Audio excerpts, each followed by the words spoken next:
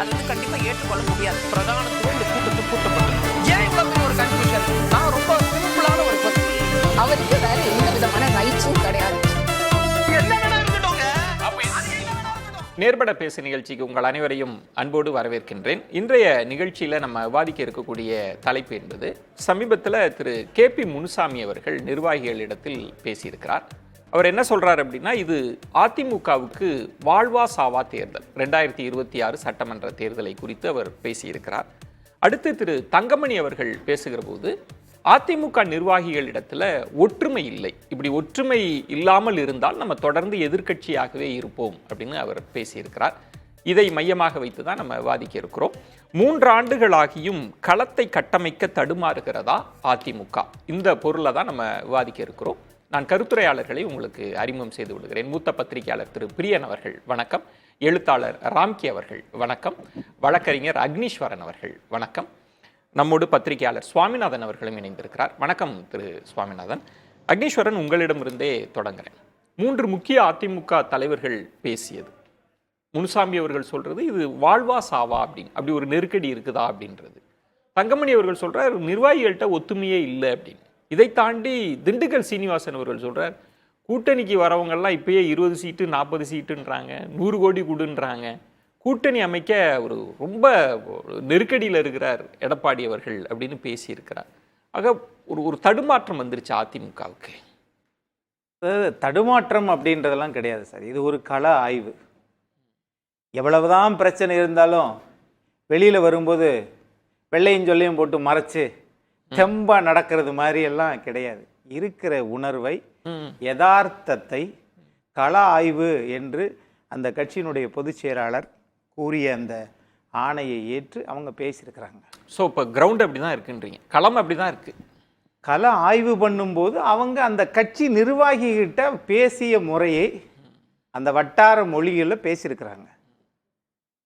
அதனால நம்ம தமிழ்நாட்டில் எவ்வளவோ பிரச்சனைகள் இருக்குது. ஒரு நாளைக்கு இரட்டை கொலைகள் இல்ல, அது கூட எல்லாம் இருந்தாலும் பரந்தூர் விமான நிலையம், நீட்டு விளக்கு இல்ல, இப்ப அத பத்திலாம் யாரும் பேசவே மாட்டேங்கிறாங்க. அப்படி அதிமுக தடுமாறுகிறதா அப்படின்ற ஒரு தலைப்பை போட்டிருக்கீங்க. இல்ல, அதுலதான் அதுக்கு தான் சொல்றேன். இப்ப நேத்து கள்ளக்குறிச்சி விவகாரம் எல்லாம் பேசுறோம். இப்ப இவ்வளவு இஷ்யூ நீங்க சொல்ற மாதிரி நீங்க பட்டியலிடுறீங்கல்ல, இவ்வளவு பிரச்சனைகள் இருக்கு அப்படின்னு. அதெல்லாம் இருந்தா எப்படி பேசணும்? நம்ம தான் அடுத்து ஆட்சி அமைக்க போகிறோம், நம்ம ரொம்ப பலமாக இருக்கிறோம், நமக்கு கூட்டணிக்கு வர எல்லாரும் காத்து இருக்கிறாங்க அப்படின்னு பேசணும்ல. ஆனா அப்படி பேசல. கூட்டணிக்கு வர 40 சீட்டு கொடுன்றாங்க, 100 கோடி கொடுன்றாங்க. இது நமக்கு வாழ்வா சாவா தேர்தல், உங்கள்கிட்ட ஒற்றுமையே இல்லை அப்படின்னா இது பேசாம எப்படி தவிர்க்க முடியும்? அதிமுக எப்படி இருக்குன்னு பேச வேண்டாமா? அதிமுக சரியான பாதையில தான் பயணிக்கிறது. இருந்தாலும் ஒரு அன்பான வேண்டுகோள், இந்திய நாட்டினுடைய பிரதமர் நரேந்திர மோடியை போல நீங்க பத்திரிகையாளர் சந்திக்காம இருந்தால் நீங்கள் 3 முறை வெற்றி பெறுவீர்கள் அப்படின்றதே நம்ம மனசுல அப்பக்கப்ப ஞாபகப்படுத்திக்கணும். அவங்க கட்சிக்காரங்கிட்ட அவங்க பேசியிருக்கிறாங்க. இல்ல, அது அந்த பேச்சை எப்படி எடுத்துக்கிறது? இல்ல அது அவங்க மொழி, அது அரசியல் மொழி.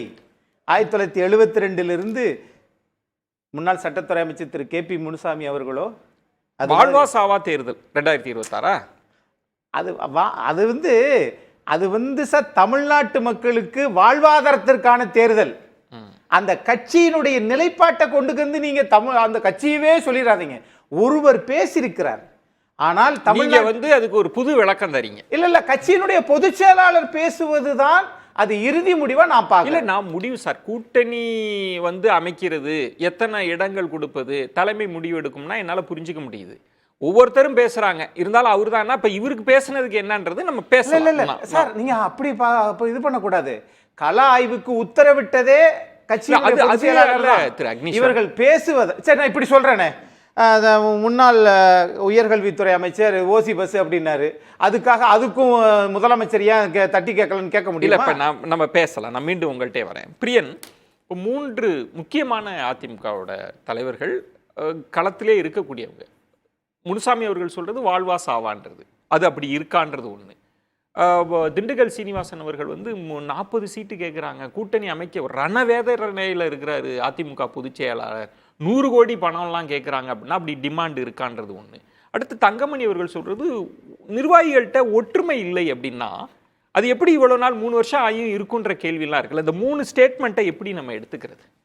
இல்லை, இந்த வாழ்வா சாவான்றது வந்து கேபிஎம் மாதிரி ஒரு தலைவர் அந்த டிஸ்ட்ரிக்ட்லாம் நல்லா தெரிஞ்சவர், அதிமுகவில் முக்கியமான ஒரு பிரமுகர் இருக்கார், டெப்டி ஜெனரல் செக்ரட்டரியாக இருக்கார். அவர் பேசுகிறத வந்து நம்ம அவ்வளோ சுலபமாக ஒதுக்கிட்டு போக முடியாது. கட்சியோட தற்போதைய நிலையை கணக்கில் எடுத்து அவர் பேசுகிறார். ஏன்னா இங்கே பார்லிமெண்ட் எலெக்ஷனுக்கு அப்புறம் 7 இடங்கள் டெபாசிட் போச்சு, உங்களுக்கு 11 இடங்களில் 2வது வந்தீங்க, 2 இடத்துல 4வது வந்தீங்க. ஸோ கட்சி வந்து முதல் கட்டுமானங்கள் வந்து முதல் 1.5 வருஷம் 21க்கு அப்புறம் முதல் 1.5 வருஷம் அவங்களுக்கு வந்து கட்சியை வந்து சரி பண்ணுறதுக்கே நேரம் சரியாச்சு, கட்டுமானங்கள்லாம் கவனிக்கிறதுக்கு நேரம் இல்லை, கோர்ட்டு வம்பு வழக்குன்னு போயிருந்தாங்க. அதுக்கப்புறம் இப்போ தான் வரும்போது அண்ணாமலை உள்ள புந்து நான் தான் எதிர்கட்சின்ற மாதிரி அரசியல் பண்ணியிருந்தார். அப்போவும் இவங்க அரசியல் சரியாக ஈடுபடலை. இப்போ அண்ணாமலை அவுட் ஆஃப் சீனில் இருக்கும்போது இவங்க ஓரளவுக்கு பண்ணிகிட்ருக்காங்க. பாஜக கொஞ்சம் அமைதியாக இருக்கிறத நம்ம பார்க்குறோம். இவங்க உண்மையான எதிர்கட்சியாக ஃபங்க்ஷன் பண்ணுற லெவலில் வந்திருக்காங்க.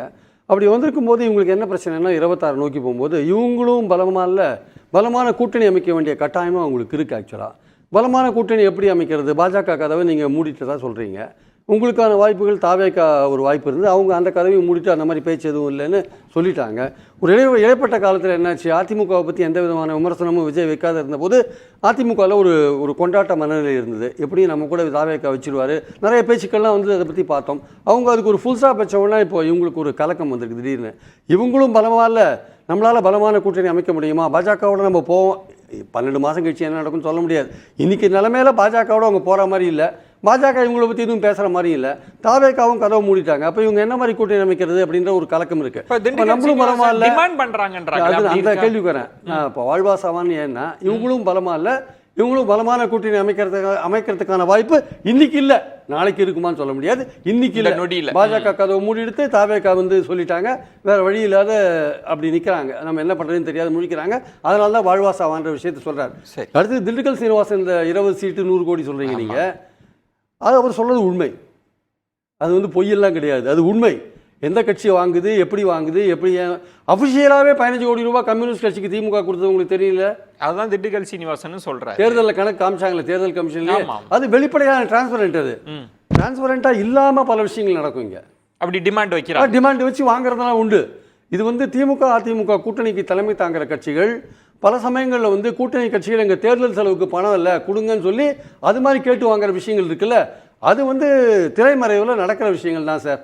இதை வந்து இன்னைக்கு போட்டு உடைச்சிருக்காங்க. இது ஒரு டிமாண்டா? இப்போ ஜெயலலிதா அவர்கள் இருந்தபோதே இடங்கள்லாம் பெற்ற பிறகு மற்றபடி தேர்தல் செலவுக்கு அதெல்லாம் இருக்கும். ஆனால் அதை ஒரு டிமாண்டா வைக்கிறது இருக்குல்ல, எங்களுக்கு 40 சீட்டு கொடுக்கணும், இது நடந்ததா இல்லையான்லாம் தெரியல, அப்படி ஒரு டிமாண்ட் ஏன் வைக்கிறாங்க? இதை ஏன் வெளிப்படையாக பேசுறாரு அவரு திண்டுக்கல் சீனிவாசன்? அவருக்கு ஒரு ப்ரெஷர், அந்த கட்சிக்கு ஒரு ப்ரெஷர் வந்திருக்கு, அது மாதிரி ஒரு டிமாண்ட் அவங்கள நோக்கி வச்சிருக்காங்க, அதனால் அவர் பேசுறார். யார் வச்சாங்கலாம் பேச முடியாது ஓப்பனாக, அது வந்து அப்புறம் அது கோர்ட்டு நீதிமன்றம்லாம் போக வேண்டியிருக்கும். ஸோ அதிமுகவை நோக்கி வைக்கப்பட்டிருக்கு. அப்போ ஒரு தடுமாற்றம் இருக்கு. இந்த எலெக்ஷனில் நாங்கள் 26 எலெக்ஷனில் உங்கள் கூட வரணும்னா நீங்கள் வந்து எங்களுக்கு இவ்வளோ கோடி தரணும், இல்லை இவ்வளோ சீட் தரணும். சீட்டு குறைய ரூபாய் ஏறிட்டே இருக்கும், ரூபாய் ஏற சீட்டு குறைஞ்சிட்டே இருக்கும். ஸோ இதுதான் ஃபார்முலா, ஆக்சுவலாக எலெக்ஷன் ஃபார்முலா. அதனால் திண்டுக்கல் சீனிவாசன் பல சமயத்தில் கொஞ்சம் ஒரு மாதிரி நகைச்சுவாக பேசுவார், அதை லூஸ் டாக்குன்னு சொல்லலாம் நம்ம. ஆனால் இது இருக்குல்ல உண்மையை பேசியிருக்காரு திண்டுக்கல் சீனிவாசன். இப்போ ஒரு தடுமாற்றம் அதிமுகவுக்கு இருக்கா? இன்னும் களத்தை செட் பண்ண முடியாமல் தடுமாறல. அதுக்கு காரணம் என்னன்னா, அடுத்த 12 மாசத்துல இன்னும் நிறைய டைம் இருக்கு, செட் பண்றதுக்கான வாய்ப்புகள் நிறைய இருக்கு. எடப்பாடி வந்து பிளே பண்றதுக்கான வாய்ப்புகள் நிறைய இருக்கு, நல்ல இன்டெலிஜென்ட்டா அவர் பிளே பண்ணலாம். தாவேக்கா இப்போ கதவை மூடிட்டாங்க இல்லையா, அது கூட 12 மாசத்துக்கு அப்புறம் எப்படி தாவேக்காவுக்குள்ள ஆப்ஷன் என்ன? ஒன்று திமுக கூட்டணி கட்சியை உடச்சி கொண்டு வரணும், இல்லை தனியாக நிற்கணும், இல்லை ஒத்த கருத்துடைய திமுகவை ஆட்சியிலிருந்து அகற்ற வேண்டிய கட்சியோட கூட்டணி சேரணும். அப்போ அதிமுக தான் பிரதானமான கட்சியாக இருக்கு, 20% வாக்கு உள்ள ஒரு கட்சியாக இருக்கு. அது பலவீனமாக இருக்குன்னு வேற விஷயம். தாவேக்கா சேர்ந்தா அதுக்கான ஒரு வாய்ப்பு இருக்குல்ல. அதனால இனிமேலும் நம்ம வந்து அதிமுக இன்னைக்கு பலவீனமாக இருக்கு, அது பலமாறதுக்கான வாய்ப்புகள் அடுத்த 12 மாசத்துல உருவாகலாம். நல்ல கூட்டணி கட்டமைப்பு இதுல இன்னும் வாய்ப்புகளும் உருவாகலாம். இன்னொன்று அது வந்து எடப்பாடி பிளே பண்றதுல இருக்கு. இப்ப இந்த இடம் தான் நான் பேசுவது. திண்டுக்கல் சீனிவாசன் அவர்கள் சொல்றதுன்றது அதிமுகன்றது ஒரு ராணுவ கட்டுப்பாடு இருக்கிற மாதிரி ஒரு இயக்கம்ன்றது.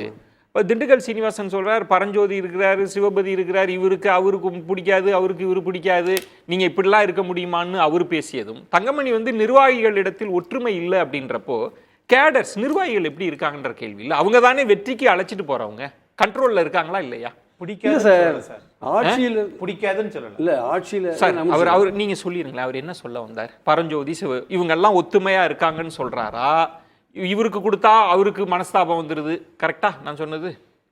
அதானே அவர் பேசினாரு. மனஸ்தாபம்னு சொல்லல, வேற என்ன பேசினார் சொல்லுங்க. இவரை கட்டுப்படுத்த முடியுமா, இவரை இன்னொருத்தர் ஆனா அப்படிதான் கொண்டு போனாரு. அதுக்கு என்ன பொருள்? பிடிக்காதுன்னு. சரி, நான் பிடிக்காதுன்னு சொல்லுங்க. கண்ட்ரோல்ல இருக்காங்களா? தலைமைக்கு கண்ட்ரோலா இருக்கிறாங்களா? நிர்வாகிகள் ஒற்றுமையா இருக்கிறாங்களா? கண்ட்ரோலா தான் இருக்கிறாங்க. தங்கமணி என்ன சொல்றாங்க? அவருடைய கருத்து சொல்றாரு. சரி, ஓகே, சொல்லிருங்க, நான் திரும்ப வரேன். அதுக்கான காரணம் இருக்கு. ஏன்னா 5 வருடம் அவங்க ஆட்சியில் இருந்தபோது அந்த ஆட்சி வந்து இவங்களெல்லாம் ஒற்றுமைப்படுத்தியது, அந்த அதிகாரம் இவங்களை ஒற்றுமைப்படுத்தியது.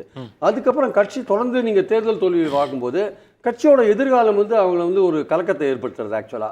அப்போ அவங்க விரக்தி நிலையை கொண்டுறது ஆக்சுவலா.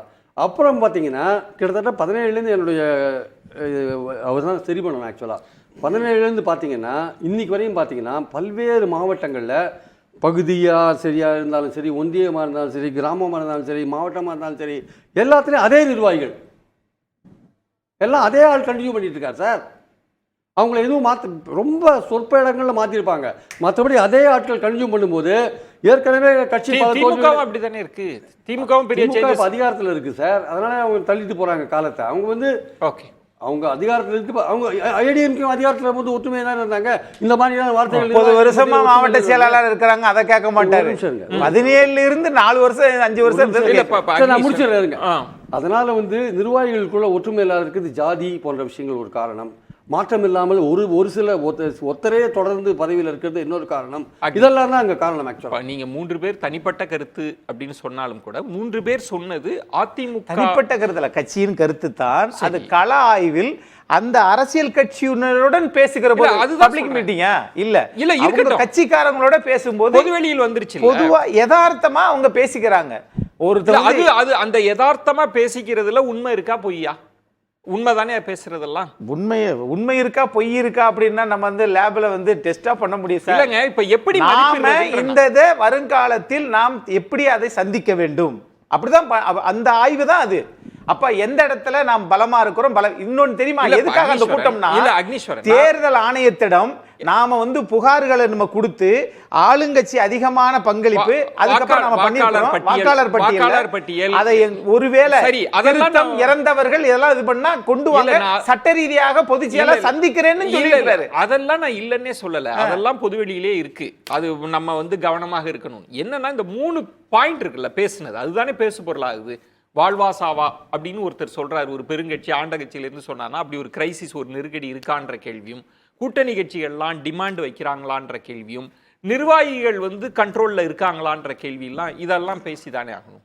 அதை தானே அவங்க பேசியிருக்காங்க, அதுதான் அவங்கள்ட்ட கேள்வியா கேட்கிறேன். ஆமா, இந்த திமுக ஆட்சி நீட்டித்தால் தமிழ்நாட்டுக்கு சாவு, நாம ஆட்சிக்கு மறுபடியும் வந்தோம்னா தமிழ்நாட்டுக்கு வாழ்வு, எல்லாமே ஒற்றை நோக்கம் தானே. திமுகவை எதிர்ப்பது தான் அதிமுகவினுடைய கலை யதார்த்தம். அதை பத்தி சொல்லியிருக்கிறாங்க. இன்னொரு விஷயம், நீங்க எல்லாமே தடுமாறுகிறதா அப்படி எல்லாம் பாத்தீங்கன்னா இந்திரா காந்தி அம்மாவை விட தடுமாற்றத்துல அவங்க உருவாக்கின தலைவர்கள் புதுசா விளக்கம் கொடுப்பாங்க. தலைவர் புதுசு இல்ல, கூட்டணி கட்சிகள் நீங்க இப்படி விளக்கம் கொடுக்கணும்னு முடிவு பண்ணிட்டா, கூட்டணி கட்சிகள் குறைவான இடங்களை கேட்டால் தமிழ்நாட்டிற்கு நல்லது, அதிக இடங்களை கேட்டால் அது தமிழகத்து, இப்படி நீங்க சொல்ல முடியாது. அப்படி சொல்ல முடியுமா? அதுக்கு தான் பொதுச் செயலர் சொல்றாரு 1.5 வருஷம் இருக்கு அப்படின்னு முட்டுப்புள்ளி வச்சிருக்காரு. ஏன் பண்ணலாம்னாலும் கேள்வி வருது. அப்ப ஏப்பா இப்படி பேசுறீங்க அப்படின்னா 1.5 வருஷம் இருக்குதுன்னாலும் இல்ல அப்ப திமுக வந்து பலத்தோடு இருக்குதே, அப்ப பலத்தோடு இருக்கிற கட்சி 10% குறைஞ்சிருக்கு, அதை பத்தி யாரும் பேச மாட்டேங்கிறாங்க. இல்லங்க, இது வந்து 3 பேர் பேசுனதுனால தான் நான் இல்லங்கல, அது அவர்கள் வட்டார மொழியில் அவங்க கட்சிக்காரங்க யதார்த்தமா பேசுறாங்க. அத நான் தவறுனே சொல்லல சார். நிர்வாகிகள்கிட்ட பேசுறாங்க, வெளிப்படையா பேசிக்கிறாங்க. மேபி அவங்க நினைச்சிருந்தா உள்ளரங்க கூட்டமா கூட வச்சிருக்க முடியும். நான் அதற்குள்ளெல்லாம் வரல. இந்த பேச்சு என்ன செய்தியை சொல்லுதுன்றதுக்காக தான் பேசிட்டு இருக்கேன். ராம்கி, தற்பரிசோதனை. ஆமா, அவர் சொன்ன மாதிரி சுய பரிசோதனை, தற்பரிசோதனை செய்யறாங்க அப்படின்னா இந்த 3 பாயிண்ட் எப்படி அதிமுக இந்த 3 ஆண்டுகள் ஆகியும் களத்தில் எப்படி இருக்கிறாங்க, அப்படி தற்பரிசோதனை பண்ணுகிற போது இந்த 3 ஸ்டேட்மெண்ட்டை என்ன பொருளை கொடுக்குது? ஒரு விஷயம் நம்ம அக்னாலேஜ் பண்ணி தான், வாழ்வாசாவாங்கிறது அந்த கிரைசிஸ் சிச்சுவேஷன் இருக்குது, அது உண்மை. அதிமுக இருக்குது, திமுகவும் இருந்தது. திமுக வந்து 10 ஆண்டுகள் ஆட்சியில் இல்லாமல் இருந்தபோது அவங்களுக்கு ஒரு பெரிய இந்த மாதிரியான ஒரு சிச்சுவேஷன் இருந்தது. இன்றைக்கி அதிமுகவும் இருக்குது. ஏன்னா இன்றைக்கி கள சூழல் மாறி இருக்குது, நிறைய புது பிளேயர்ஸ் வந்திருக்காங்க, அந்த சூழலாக இருக்குது. ஆனால் நீங்கள் திமுக என்ன பண்ணிச்சுன்னா 2016 மக்கள் நல கூட்டணி தான் அவங்களுடைய வெற்றி வாய்ப்பை தடுத்தது. அப்போ அதுலேருந்தே பவுன்ஸ் ஆகிட்டாங்க. அதுக்கு அடுத்த வருஷம் என்ன பண்ணாங்க, சரி ஓகே உண்மை நம்ம வந்து கூட்டணியை கட்டமைக்கணும் அப்படின்ட்டு 2016 ஆரம்பிச்சு 17 வருஷம், அந்த 2017 அவங்க ஒரு நல்ல ஒரு ஸ்ட்ராங்கான கூட்டணியை கட்டமைச்சிட்டாங்க. திருமாவளவன் அவர்கள் வராம முதல்ல வந்துடுற. ஸோ பை 2017 இறுதியிலே வந்து திமுக கூட்டணி ஒரு ஸ்ட்ராங் ஆகிடுது. அதனால தான் அவங்க அடுத்தடுத்து வெற்றிகள். ஸோ இங்கே வந்து குறி வச்சா யாரை விழணும், ஏன்னா யாரை விழல. இப்போ நாடாளுமன்ற தேர்தலுக்கு முன்னிலேருந்தே எடப்பாடி அவர்கள் தொடர்ந்து குறி வச்சு தான் இருக்காரு. எந்த கூட்டணி கட்சியும் யாரை விழல, அப்படியே தான் தொடர்ந்து நீடிக்கிட்டே இருக்கு. டிமாண்ட் பண்றாங்கன்றாரு திண்டுக்கல். அதுதான் சொல்ல வரேன். அப்ப எப்போதெல்லாம் கூட்டணி பற்றி திரு எடப்பாடி அவர்கள்ட்ட கேட்கும்போது அவங்க என்ன சொன்னாங்க, இப்போ இல்லைங்க தேர்தல் நேரத்தில் பார்த்துக்கலாம் அப்படின்னாங்க. ஜெயக்குமார் கூட என்ன சொன்னாருன்னா, நாங்கள் யாரு கூடயும் கூட்டணி பேசலைங்கன்னு சொன்னார். ஆனால் இதுக்கு டோட்டலாக கான்ட்ரடிக்ஷனாக திண்டுக்கல் சீனிவாசன் அவர்கள் வந்து அவர் ஓப்பனாக மேடையிலே சொல்கிறார், நாங்கள் பேசி அட்டன் பண்ணியிருக்கோம், நாங்கள் அவங்க டிமாண்ட் பண்ணுறாங்கிற மாதிரி சொல்கிறாங்க. அப்போ முன்னுக்கு பின் முரணாவே ஆயிடுது. ஆனால் இதெல்லாம் தாண்டி திமுகவாலேயே ஒரு நல்ல வெற்றிகரமான கூட்டணியை கட்டமைக்கும் போது அதிமுகவில் அதை விட ஒரு நல்ல கூட்டணியை கட்டமைக்க முடியும். ஏன்னா அதிமுகங்கிறது இன்னைக்கு நியூட்ரல் ஃபோர்ஸ். ஆக்சுவலாக தமிழ்நாட்டை பொறுத்தவரை நியூட்ரல் ஃபோர்ஸ். நீங்கள் மற்ற கட்சிகளை எடுத்துங்க, ஈவன் புதுசாக வந்து விஜய் கட்சி கூட என்ன சொல்றாரு, நான் பாஜகவோட கூட்டணி போட மாட்டேன், திமுகவோட கூட்டணி கிடையாது அப்படிங்கிறார். அதிமுக அப்படி கிடையாது. அதிமுக பிறந்ததே ஆன்டி திமுக தான். திமுகவை தவிர மற்ற யாரு கூடனாலும் கூட்டணி செய்யறதுக்கு நாங்கள் தயார். இப்போ அவங்க பாஜகன்னு சொல்றாங்க, அதுக்கான பலன்கள் அவங்களுக்கு கிடைத்ததுனால பாஜக விலகி இருக்காங்க. ஆனால் அடிப்படையில் அவங்க வந்து அவங்களுக்குன்னு வேற எந்த விதமான இவங்க கூட கூட்டணி சேருவா அவங்க கூட அப்படிலாம் எந்த விதமான கட்டுப்பாடும் கிடையாது. இன்றைக்கு நீங்க நியூட்ரல் ஃபோர்ஸ், தமிழ்நாட்டில் அரசியல் கட்சியில நியூட்ரல் ஃபோர்ஸ் அப்படின்னு சொன்னா அதிமுக தான். அதுல எந்த அவர்கள் யாரு கூட வேணுமானாலும் கொள்கை கூட்டணி சேர்ந்தால் கூட லாஜிக்கலி எந்த பிரச்சனையும் வராது, எந்த சந்தேகம் எந்த சங்கடமும் வராது. அதாவது புது கட்சியை தான் நியூட்ரல் ஃபோர்ஸ்னு சொல்லுவாங்க. ஏன்னா முதல்ல இறங்குறாங்க. இவர் வந்து தெளிவாக நீங்க சொன்ன மாதிரி திமுக எதிர்ப்புன்னு சொல்லிட்டாரு, பாஜக எதிர்ப்புன்னு சொல்லி அப்ப அது அதற்கு பிறகே ஒரு நிலைப்பாடு எடுத்தாச்சு இல்ல. அப்ப நீங்க சில பேரை வெளியில தள்ளியாச்சு, அதுக்கப்புறம் எப்படி நியூட்ரல் ஃபோர்ஸ்? அதுக்கப்புறம் இந்த வெள்ள தள்ளுவங்களை இன்னும் நம்ம அழுத்தி தள்ளுறதுக்காக நீங்க ஏதாவது முயற்சி பண்ணுவீங்களா அப்படின்னா அதுக்கான பதில் இல்ல. அப்ப முயற்சி பண்ணுவாங்கன்னா அப்ப அதிமுக இயல்பான கூட்டணி யாரு அவருக்கு? விஜய்க்கு இயல்பான கூட்டணி அதிமுக தானே. அதை ஏன் திடீர்னு வந்து இல்ல நாங்க கூட்டணி சேரன்னு வந்து அவரு தாவக தலைவரில் ஏன் ஒரு மறுப்பு அறிவிப்பு கொடுக்குறாங்க, அதிமுக கூட்டணி கிடையாதுன்னு சொல்றாங்கன்னா அவங்களுக்கு ஒரு சூழல் தமிழ்நாடு அரசியல் சூழல் மாறி இருக்குது, அவங்க புரிஞ்சுக்கிட்டாங்க. ஆகா நம்ம பேச ஆரம்பிச்சோன்னா திமுக அதிமுக இருதுருவ அரசியல் ஆயிடுச்சு, இதுக்கு மேல நம்ம எடுபட முடியாதனால அவசரப்பட்டு அவங்க சொல்றாங்க. இதுதான் அவருடைய பின்னணிய காரணம். வேற எதுவும் இல்லை. அவங்க ஆரம்பத்தில் வரும்போதே டிக்ளேர் பண்ணிட்டு வராங்க, நான் இவங்க கூட சேர மாட்டேன். அவங்க கிட்டத்தட்ட விடுதலை சிறுத்தைகளோட நிலைமை அதானே, நாங்கள் பாமகவோட சேர மாட்டோம், பாஜகவோட சேர மாட்டோம், நான் இவங்க கூட. இதெல்லாம் ஒரு கூட்டணியை நோக்கி போக வேண்டிய சபார்டினேட் போஸ்ட் கட்சிகள் இப்படி விலக்கி வைக்க முடியுமா? அது அரசியல் சாத்தியமாகுது நம்ம பார்க்க வேண்டியிருக்கு. பெரிய கட்சிகள் சொல்லலாம், திமுக சொல்லலாம், அதிமுக சொல்லலாம், பாஜக காங்கிரஸ் கட்சி கூட சொல்லலாம். ஆனா இந்த மாதிரி சின்ன செகண்டரி ஃபோர்ஸ் உள்ள கட்சிகள் நாங்க இவங்க கூட சேருவோம் அவங்க கூட சேர மாட்டோம்னு சொல்றதுல எந்த அளவு சாத்தியம் அப்படி ஒரு கேள்வி எரியுது. இப்போ அதிமுகவினுடைய நிலை என்னவா இருக்கு? ஏன்னா இன்னும் மாறலாம், சூழல் மாறலாம், என்ன வேணாலும் நடக்கலாம். இந்த சூழல்ல கட்சி எப்படி இருக்கு? நீங்க சொல்ற மாதிரி 3 ஆண்டுகள் ஆட்சி இருக்கு, எதிர்முகாம்ல இருக்கிறாங்கன்னா எப்படி இருக்காங்க? இந்த தலைவர்களோட பேச்சு எதை உணர்த்து? இல்ல கூட்டணி ஃபேக்டருங்கிறது ஒரு விஷயம், அதுதான் வெற்றிக்கான வாய்ப்பு. அதை தவிர கலாய்வுங்கிறது கட்சியை பலப்படுத்துவதற்காக செய்யப்பட்ட கலாய்வு தான். ஸோ அது ஒரு பெரிய விஷயம். முன்னாள் அமைச்சர்கள் வெளிப்படையாக வந்து பேசுகிறதே ஒரு நல்ல ஆரோக்கியமான விஷயமா தான் எடுத்துக்கிறோம். ஆனால் கட்டமைப்பு எப்படி இருக்குன்னா இன்றைக்கி வந்து ரொம்ப ரொம்ப காம்ப்ளெக்ஸான விஷயம் இருக்குது. நான் இப்போ சமீபத்தில் ஒரு அரசு விழாவில் மயிலாடுதுறை இருந்த அரசு விழாவில் பார்க்குறேன். என்னென்னா நீங்கள் வந்து ஒரு அரசு விழாவுக்கு ஒரு சின்ன அரசு விழா இருந்தாலும் அதுக்கு எம்எல்ஏ வராரு, எம்பி வராரு, மாவட்ட செயலாளர் வராரு, திமுக மாவட்ட செயலாளர், அப்போ அந்த மாவட்டத்துக்கு பொறுப்பான ஒரு அமைச்சர் வராரு. இவ்வளோ பேர் வராங்க. ஸோ நிறைய பேர் முன்னெல்லாம் ஒரு எம்எல்ஏ மட்டுமே இருந்து விழா இருந்தது, இன்றைக்கி ரொம்ப காம்ப்ளெக்ஸ். அந்த செட்டப் தான் கிட்டத்தட்ட அதிமுக இருக்குது. அதிமுக என்ன பண்ணுறாங்கன்னா ஒவ்வொரு மாவட்ட செயலருக்கு கீழே 2 சட்டமன்ற தொகுதிகள் அப்படிங்கிற மாதிரி ஒரு செட்டப் ஆரம்பிச்சாங்க. ஆனால் அதில் கூட ஒரு பார்ஷியலாக இல்லை. கிட்டத்தட்ட வட மாவட்டங்களில் உள்ள மாவட்ட செயலருக்கு கீழே 2 சட்டமன்ற தொகுதி தான் இருக்குது. இதே தென் மாவட்டங்கள் போனீங்கன்னா அவங்க கீழே சில பேரில் 4-5 தொகுதிகள். இன்னும் வந்து கொங்கு மண்டலம் போய் பார்த்தீங்கன்னா அவங்களாம் வந்து கீழே வந்து 4-5 சட்டமன்ற தொகுதிகள் வசம் இருக்குது. முக்கியமான தலைவர்கள் நிறைய சட்டமன்ற தொகுதிகளை பெருசா சேஞ்ச் பண்ண. அப்ப ஈக்குவலா எல்லாருக்குமே ஒரு சமமான வாய்ப்பு தரணும் அப்படின்னா அங்க வந்து அப்போ ஒரு ஸ்ட்ரக்சரை, பார்ட்டியோட ஸ்ட்ரக்சரை மாற்ற வேண்டிய அவசியம் அங்க இருக்குது. இதெல்லாம் செய்தால் தானே. இப்போ ஒரு பக்கம் வந்து இப்போ கூடுதலாக முழுக்க மேற்கு மாவட்டம் தென் மாவட்ட செயலர்களே ஒட்டுமொத்த கட்சியினுடைய முக்கியமான முடிவுகளுக்கு காரணமாக இருப்பாங்க, நம்ம எப்படி எடுத்துக்க முடியும்? ஸோ இந்த அதிகாரங்கிறது பரவலாக்கப்படுறது உங்க அதிகாரம் உங்க மட்டத்திலே இருக்கணும். இப்போ இன்னொன்று நான் கேட்குறேன், இப்போ ஜெயலலிதா அவர்களோ அல்லது கலைஞர் கருணாநிதி அவர்களோ ஒரு பெரிய தோல்வியே இருக்குது அப்படின்னா உற்சாகத்தை தொண்டர்களுக்கு சொல்றதுக்காக உள்ளரங்க கூட்டம்லாம் இருக்கும். ஆமா, பெரிய நம்பிக்கை விதைப்பு தான் இருக்கும். அடுத்து ஆட்சி மாற்றம் வரப்போகுது, அதிகாரிகளுக்கெல்லாம் சவால் விடுவாங்க, நாங்கள் ஆட்சிக்கு வந்தால் நீங்கள் பார்த்து கவனமாக இருங்க அப்படின்னு. ஆனால் இது வந்து ஒரு பலவீனத்தை வெளிப்படுத்துகிற மாதிரி இருக்கா? ஒரு பிரியன் அவர்கள் சொன்ன மாதிரி எல்லாருமே ஒரு நெருக்கடியை ஃபீல் பண்ணி பேசுறாங்களா இல்ல அதிமுக நான் தலைவர்கள்? நான் அப்படி பார்க்கல. ஏன்னா கலாய்வுங்கிற ஒரு விஷயத்தை செய்ததே வந்து அவங்க வந்து பண்ண மாதிரி தெரியல. அவங்க நீங்கள் எம்ஜிஆர் காலத்தையும் ஜெயலலிதா காலத்துலாம் அது மாதிரி நடந்து கிடையாது. இவர் வந்து இவருடைய கீழே இருக்கிற இவரு கூட சக தலைவர்களை வந்து எம்பவர் பண்றாரு. நீங்க போங்க கலை. அது எடப்பாடி வந்து இல்ல கலாய்வுக்கு போயிருக்கிறாங்க, அதை சொல்றாங்க. பொதுச் செயலாளர் சொல்லிதான் அளவு பண்றாரு. இல்ல நான் அது பெரிய விஷயமா தோல்விக்கு அப்புறம் ஜெயலலிதாவே தொண்டர்களை கூப்பிட்டு பேசின காட்சியெல்லாம் இருக்கு, நான் அதை சொல்லல. ஆனா உற்சாகம் ஊற்றுகிற இடத்துல இருக்கா இல்ல ஒரு பலவீனத்தின் தொனி அதுல இருந்து இது வெளிப்படுது? பலவீனமா பார்க்க நான் என்ன சொல்றேன், அதான் இப்ப நீங்க திண்டுக்கல் சீனிவாசன் பேசுறதோ ஜெயக்குமார் பேசுறதோ செல்லூர் ராஜ் இதெல்லாம் வந்து அவங்க பொது வெளியில பேச முடியுது இல்ல. இதெல்லாம் வந்து எம்ஜிஆர் காலத்து ஜெயலலிதா காலத்து இல்ல இல்லாம இருக்கலாம். நீங்க ஜனநாயகம் பூத்து குலுங்குதுன்னு பாராட்டலாம், நான் அதுக்குள்ளே நான் வரல. என்னுடைய கேள்வி, இப்ப ஜெயலலிதா அவர்கள் இருந்த காலத்துல அதிமுக தான் கூட்டணி கட்சிகள்ல கொண்டு வரணுமா இல்லையான்னு கடைசி வரைக்கும் காணும். நீங்க தமாகவா இருக்கலாம், வேல்முருகன் அவங்க கட்சியா இருக்கலாம், அதிமுகவா இருக்கலாம், பாமகவா இருக்கலாம், அவங்க டோரை க்ளோஸ் பண்ணி தான் வச்சிருப்பாங்க. நாங்க தான். ஆனா இன்னைக்கு எப்படி இருக்குன்னா எல்லாரும் நம்மள டிமாண்ட் பண்றாங்க, இத்தனை சீட்டு கேக்குறாங்கன்ற இடம் இருக்குல்ல. இத தமிழக அரசியல்ல இது மாறி இருக்கா? இதற்கு வந்து இந்த அரசு சூழல் நீடிக்குது. இதுக்கு அதிமுக பொறுப்பை சொல்ல மாட்டேன். ஏன்னா மற்ற கூட்டணி கட்சிகள், நீங்க அது எந்த கூட்டணியா இருந்தாலும், திமுக இருந்தாலும் பாஜக கூட்டணி இருந்தாலும், அவர்கள்லாம் அதிகாரத்தில் உள்ள கட்சிகளோடு அந்த கூட்டணியில் இருக்கிறதுல அவங்க வந்து கம்ஃபர்டபுளா நினைக்கிறாங்க. அது மத்தியிலோ மாநிலத்திலோ ஏதோ அவங்க கூட இருக்கிறது நல்லது.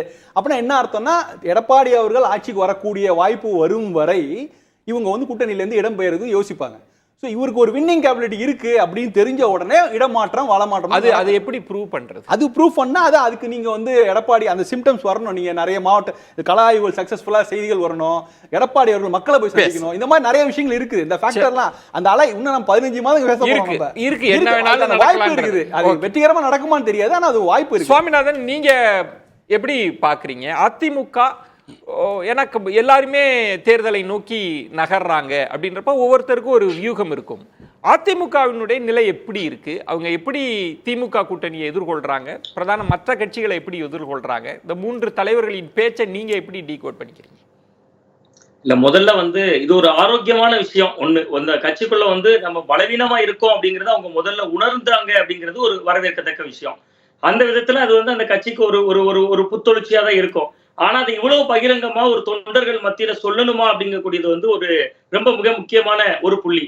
இன்னொன்னு வந்து அவங்க வந்து இந்த கலாய்வு வந்து என்னன்னா, ஒரு யாரை வச்சு கலாய்வு பண்றோன்னே தெரியாம ஒரு ரகசிய சர்வே எடுத்தாங்கன்னா ஒரிஜினல் ரிப்போர்ட் கிடைக்கும். நாள் குறிச்சு, நேரம் குறிச்சு, நிச்சயதாம்பூலம் நடத்தி கல்யாணத்துக்கு ஆள் அனுப்புற மாதிரி, பொண்ணு வீடு மாப்பிள்ளை வீடு பேசுற மாதிரி இந்த 10 பேர் வர்றாங்க, இந்த மாவட்டத்துக்கு வர்றாங்க அப்படிங்கும்போது அது வந்து முக்கியமான முன்னாள் அமைச்சர்கள் வர்றாங்கன்னு சொல்லிட்டு கலாய்வு அனுப்பும்போது அங்க இருக்கக்கூடிய ஒரு நிர்வாகிக்கு எதிராக எப்படி இன்னொருத்தவங்க பேசுவாங்க அப்படிங்கிறது எனக்கு தெரியல.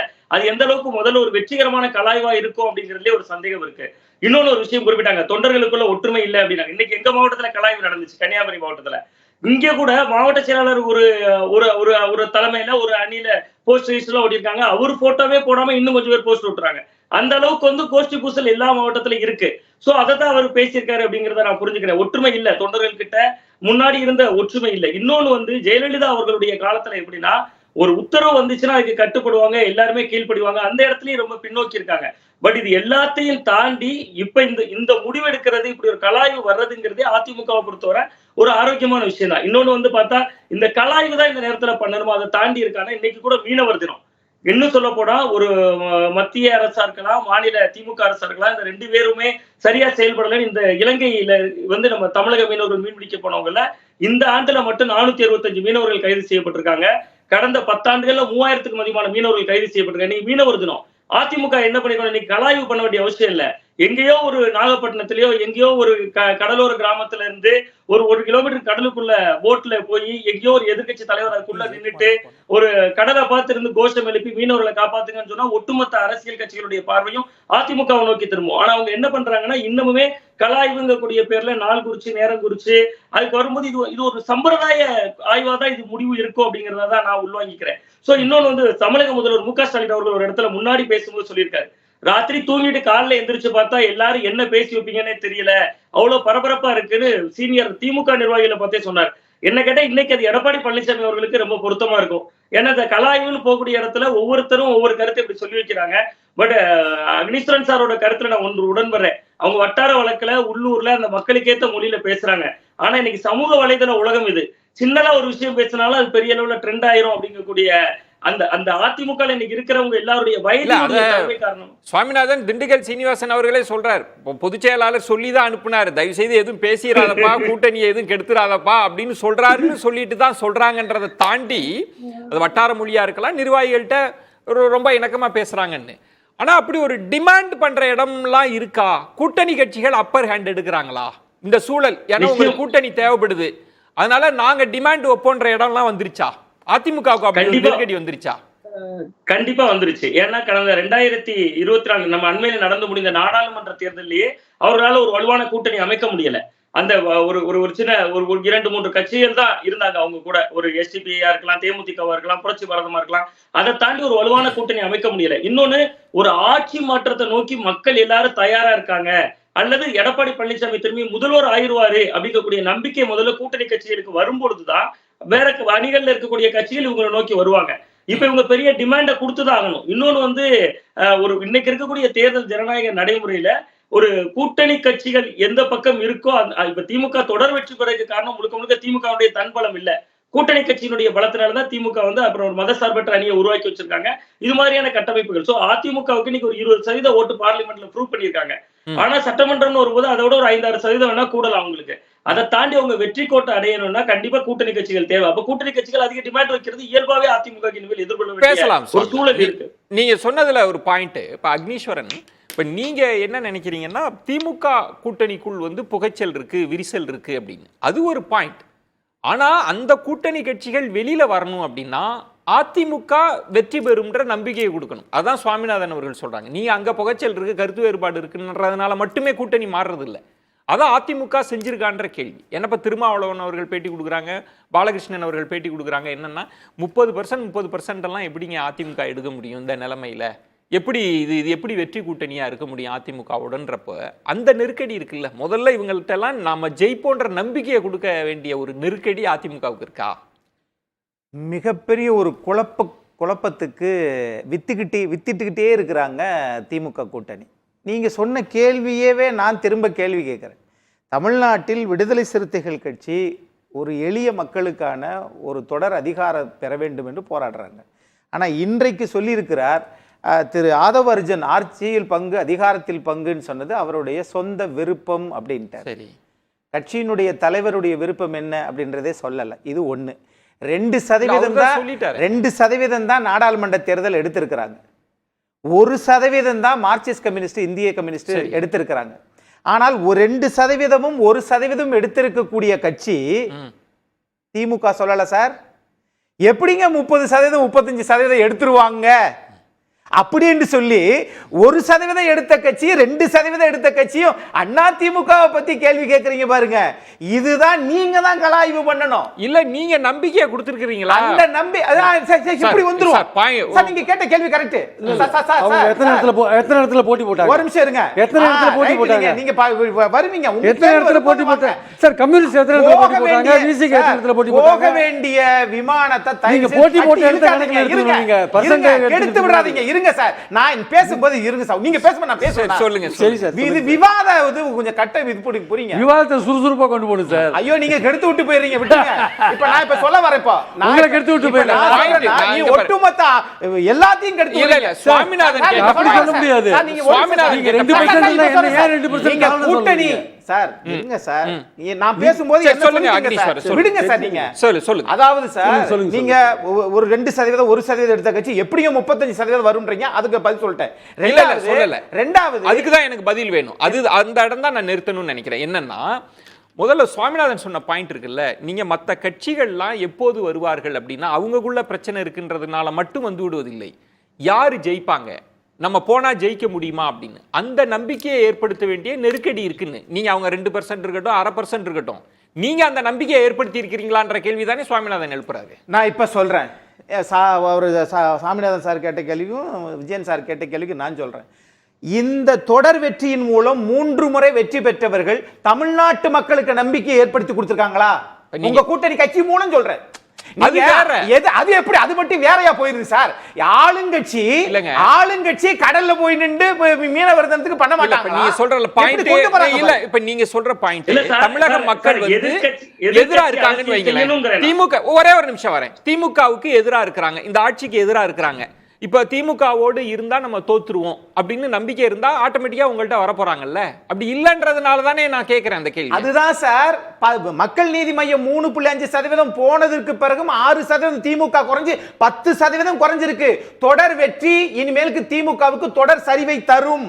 செயல்பாட்டில் இல்லை. சுவாமிநாத், சோ திமுகவினுடைய பலவீனமே போதுமானது அப்படின்னு அதிமுக ஒரு பார்வை வச்சா அது சரியா இருக்குமா? சரியான வியூகமா இருக்குமா? இல்ல, அதாவது திமுகவினுடைய பலவீனம் எப்ப ஆரம்பிக்கும்னா அதிமுக பலம் பெறும்போதுதான் ஆரம்பிக்கும். ஒரு எதிர்க்கட்சி வந்து நிறைய போராட்டங்கள் பண்ணி மக்கள் மன்றத்துல நின்று எதிர்க்கட்சியினுடைய போக்கு கவனிக்கப்படுகிற பொழுதுதான் ஆளுங்கட்சி பலவீனமாகும்.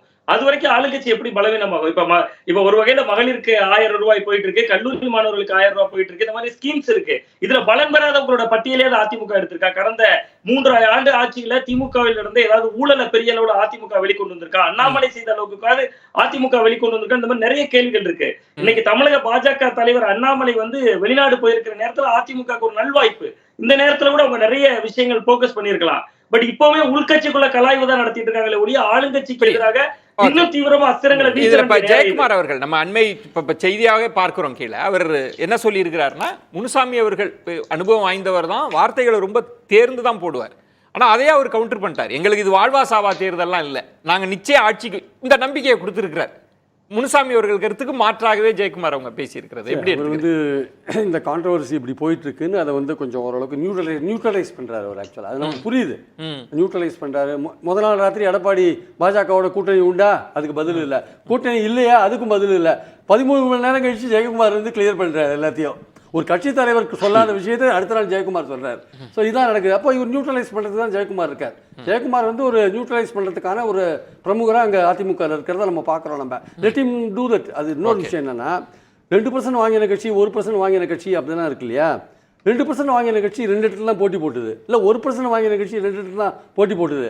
22 இடத்துல போட்டி போட்டு 19% வாங்கிட்டு 34 இடத்துல போட்டி போட்டு 20% வாங்கினீங்க. அது ஒரு பக்கம். இன்னொன்று கண்டஸ்டட் ஓட் ஷேர்னு ஒன்று இருக்குது. கண்டஸ்டட் ஓட் ஷேர், நீங்கள் போட்டி போட்ட இடத்துல இருக்கிற மொத்த ஓட்டுகள், பதிவான ஓட்டுகள், உங்களுக்கு கிடைச்ச ஓட்டுகள் வச்சு கால்குலேட் பண்ணுற ஓட்டு. அதில் வந்து நீங்கள் போட்ட 34 தொகுதிகளில் அதிமுக வாங்கினது 22%. வேற 22 தொகுதிகளில் போட்டு போட்ட திமுக வாங்கினது 47%. அப்போ பார்த்துக்கோங்க செல்வாக்க. ராம்கி, எல்லா கட்சிகளுமே எலெக்ஷன் மூடுக்கு நகர ஆரம்பிச்சிட்டாங்க. ஏடிஎம்கே எப்படி கிரவுண்டை செட் பண்ணியிருப்பதா நினைக்கிறீங்க? இல்லை, இந்த கிரவுண்டு அவங்களுக்கு கிடைத்த ஒரு நல்வாய்ப்பு வந்து திமுகவே அதிமுகவை வந்து ஒரு எதிரியாக முன்னிறுத்தினது தான். இந்த இருதுருவ போட்டி அரசியல் ஒரு கடந்த 2 வாரங்களாக ஒரு உச்சத்து வந்தது. உண்மையிலே அதிமுக ஒரு பெரிய ப்ளஸ் பாயிண்ட். ஆக்சுவலாக பல்வேறு காரணங்கள் இருக்கலாம். நீங்கள் பாருங்களேன், அதாவது இந்த நேரேட்டிவ் செட் பண்ணுறாங்க திரும்ப திரும்ப. எப்படி வந்து பாஜக தான் எல்லாத்தையும் காரணங்கிற மாதிரி இப்போ எல்லாமே திமுக தான் எல்லாம் காரணம் அப்படின்னு கொண்டு போயிடுவாங்க. இப்போ திண்டுக்கல் சீனிவாசன் கூட என்ன சொல்லியிருக்காருன்னா, திமுகவை உடைப்பதற்கு தினகரனையும் ஓபி பன்னீர்செல்வத்தை தூண்டி விட்டதே திமுக தான். அந்த ஒரு முயற்சி செய்தாக அது பலிக்கவில்லைங்கிற மாதிரி சொல்றாரு.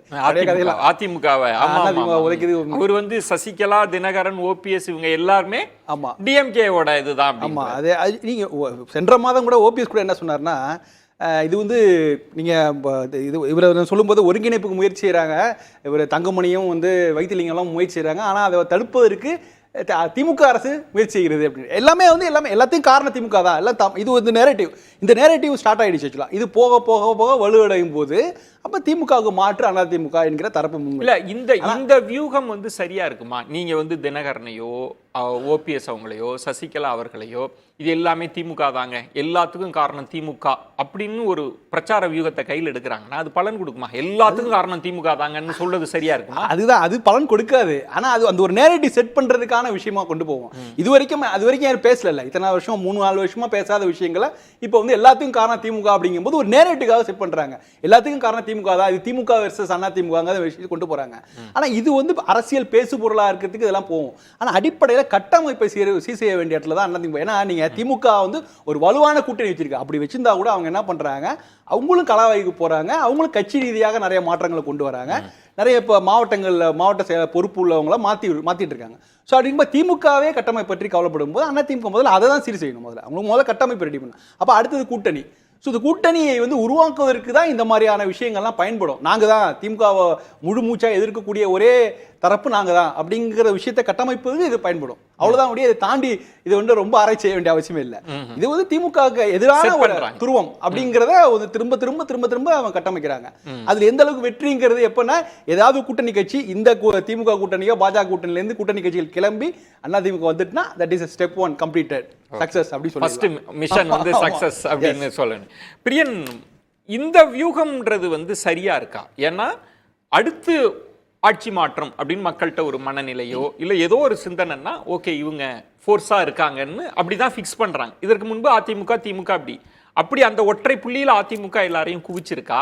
இல்லை இன்னும் அடுத்து அண்ணாமலை அவங்க வரலாம், விஜய் அவர்கள் பேசலாம், சீமான் அவர்கள் பேசலான்றப்ப இந்த இடத்துல அதிமுக தன்னை வலுவா முன்னிறுத்தி இருக்கிறா?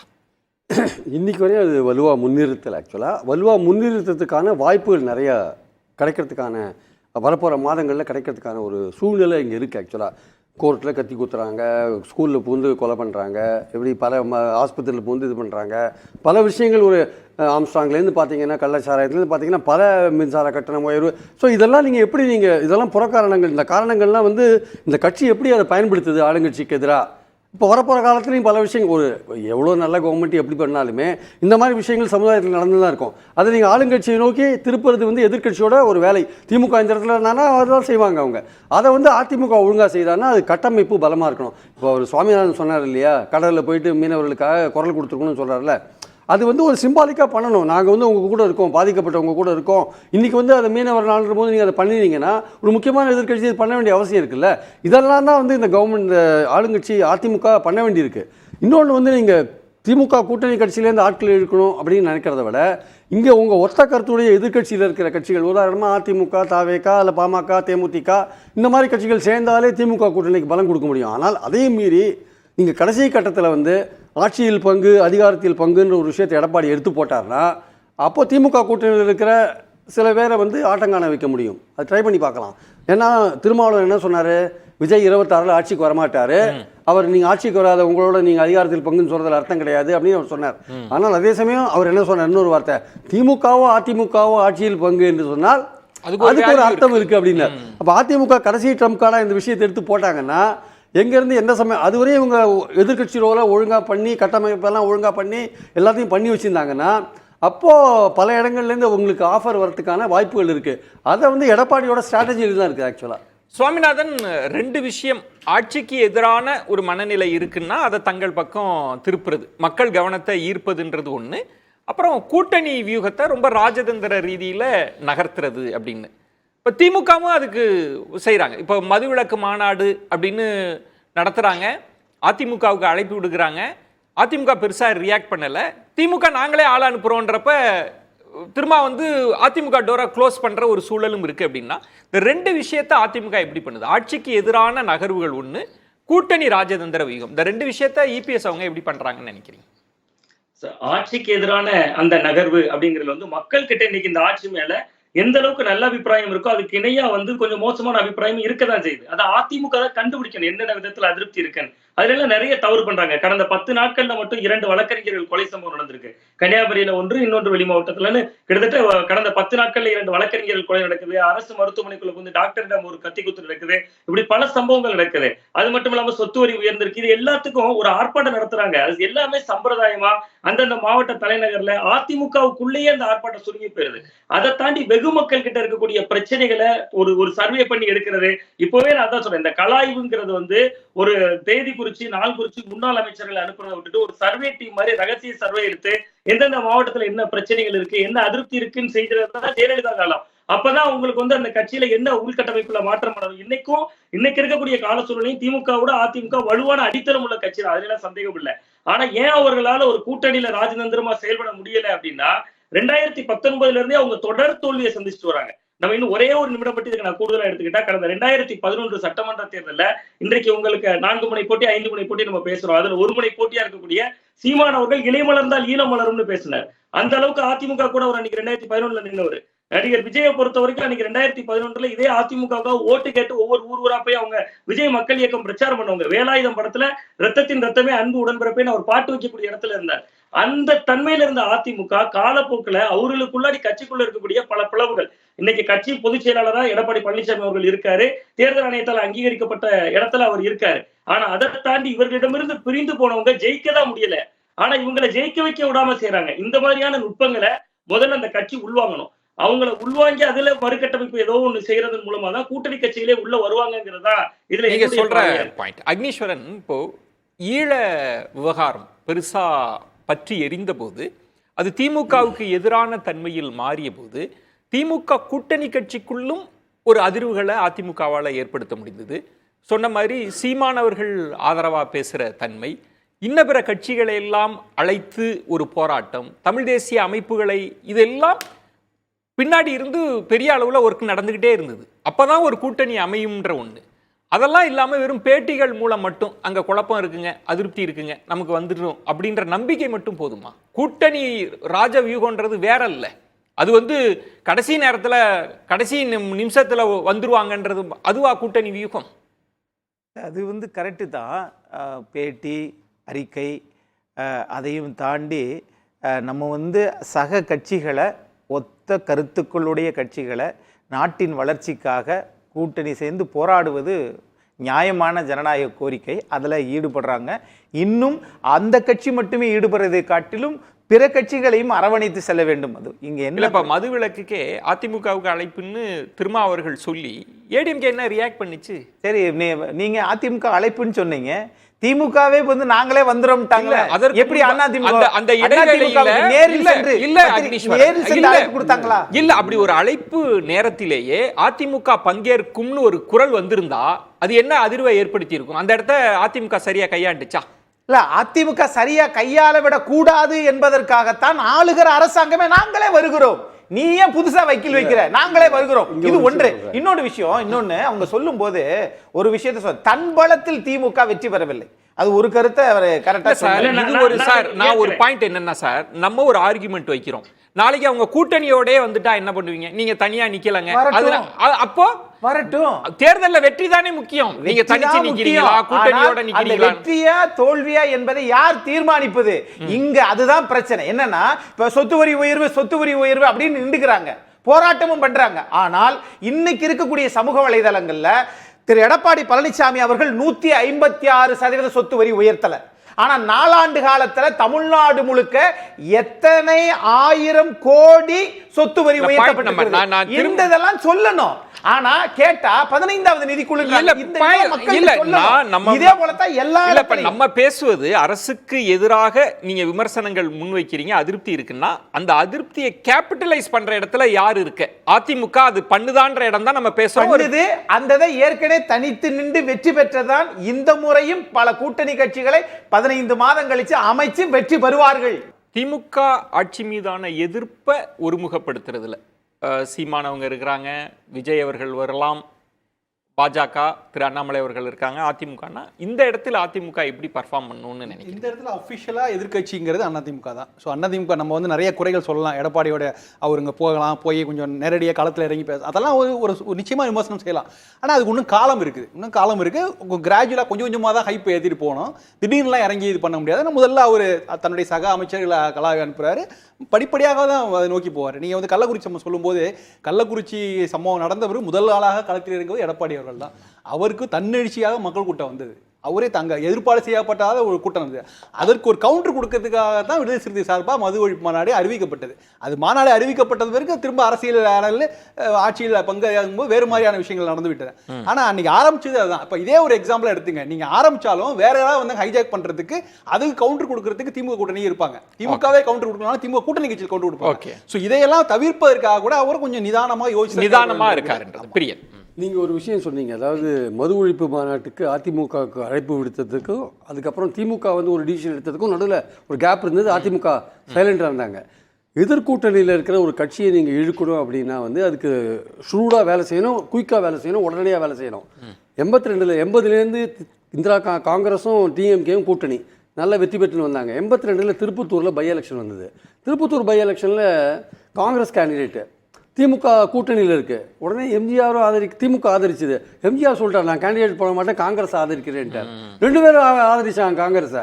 அடுத்தது என்னாச்சு, 82க்கு அப்புறம் 83 84 வரும்போது மாறி போச்சு. அணி கூட்டணியே மாறி மாறி போச்சு. ஸோ எந்த இடத்துல நீங்க எதை பயன்படுத்தணும்னா ஷூடா பயன்படுத்தணும், குயிக்கா பயன்படுத்தணும். அது எடப்பாடிக்கு தெரியுதான்னு அது இன்னும் அவர் யோசிக்கணும் ஆக்சுவலா. சுருக்கமா அக்னீஸ்வரன், ரொம்ப சுருக்கமா. எந்த கூட்டணி எந்த அரசியல் கட்சி இருந்தாலும் நான் தமிழ்நாட்டினுடைய ஜீவாதார பிரச்சனைகள், தமிழ்நாட்டு மக்களுக்கு வரிச்சுமையை உயர்த்தாத எந்த கட்சி தனித்து நின்றாலும் அது தமிழக மக்கள் ஆதரிப்பார்கள் அப்படின்றத நான் பார்க்குறேன். சுவாமிநாதன், ரொம்ப சுருக்கமா, ரத்தின சுருக்கமா. காலம் இன்னும் இருக்கிறது அப்படிங்கறதுக்காக அதிமுக காத்திருக்க கூடாது. ஏன்னா காலம் வந்து ஒரு 15-16 மாதங்கள் தான் இருக்குங்கிறதா அதிமுக ஒரு எதிர்க்கட்சியா உணரணும். ஏன்னா தேர்தல் நேரத்துல ஒரு நிமிடத்துல முடிச்சு கடைசி நேரத்துல களமாடுவோம் அப்படின்ட்டு இன்னும் வேகமா செயல்படலாம்னா கடைசி நேரத்துல விஜய் போன்றவர்கள் வருவாங்க. அவங்கள்ட்ட ஒரு சினிமா கவர்ச்சி இருக்கு. இளைஞர்கள் அதிகமா அந்த முகம்லாம் பார்க்கப்பட்ட முகமா இருக்கும். அதனால அவங்க பின்னாடி பெருந்திரள் திரளுவாங்க. அவங்க என்ன பேசுறாருன்னு கவனிக்கப்படுவாங்க. அதனால ஆரம்பத்திலிருந்தே அதிமுக இப்பொழுது செயல்படக்கூடிய வேகத்தை இன்னும் வேகப்படுத்தணுங்கிறது ஒண்ணு. அதே மாதிரி இப்ப நெல்லையில கிழக்கு மாவட்ட காங்கிரஸ் தலைவர்லாம் உயிரிழந்திருந்தாரு. அது மாதிரி வேற கட்சியில இருந்தாலும் அவங்களுடைய இறப்புக்கு நீதி கேட்ட அதிமுக அது என்ன ஆச்சுங்கிற மாதிரியான அந்த கூட்டணிக்குள்ள குழப்பத்தை ஏற்படுத்துற விதமாவது சில விஷயங்களை களமாடணும் அப்படிங்கிறது தான் அதிமுக கவனம் பெறதுக்கான வாய்ப்பா இருக்கும். நன்றி. சிறப்பு விருந்தினர்களுக்கு நெஞ்சம் நிறைந்த நன்றிகளை தெரிவித்துக் கொள்கிறேன். மற்றொரு தலைப்புல சந்திக்கிறேன். நன்றி, வணக்கம். அது வந்து கண்டிப்பா ஏற்றுக்கொள்ள முடியாது. பிரதானத்துவம் இந்த கூட்டத்துக்கு கூட்டப்பட்டது.